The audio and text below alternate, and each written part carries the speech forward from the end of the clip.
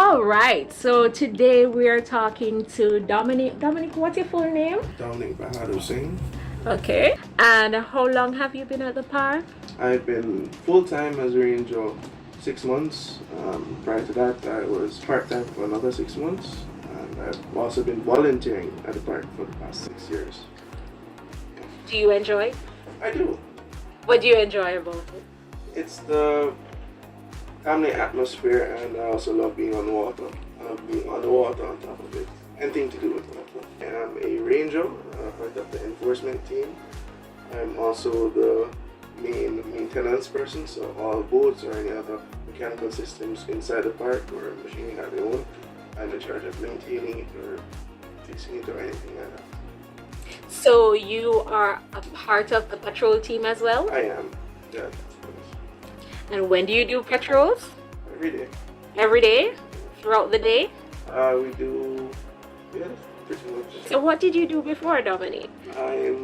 Before I worked on a tugboat. I'm a marine engineer by trade. I went to Caribbean Maritime University where I studied marine engineering. Marine engineer is in charge of the operation, maintenance, and sometimes even the design of the machinery on board. So that takes into consideration, electrical generators, your main engines, AC units, fresh water, grey water systems, major machinery on board. Okay. How long ago was that? That was 2 years ago. 2 years ago? A year or 2 years ago, yeah. Did you enjoy it? I did. I opted out of the sea life to be closer to land. Sea life on commercial vessels, sometimes you can consider it being like in prison. You're away from land for vast periods of time, sometimes 6 months. And even during COVID, a lot of seafarers were stranded out there for even more than that.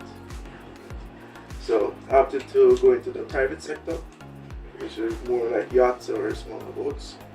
So I also worked as a maintenance manager for a local catamaran cruise. So, yeah. Okay.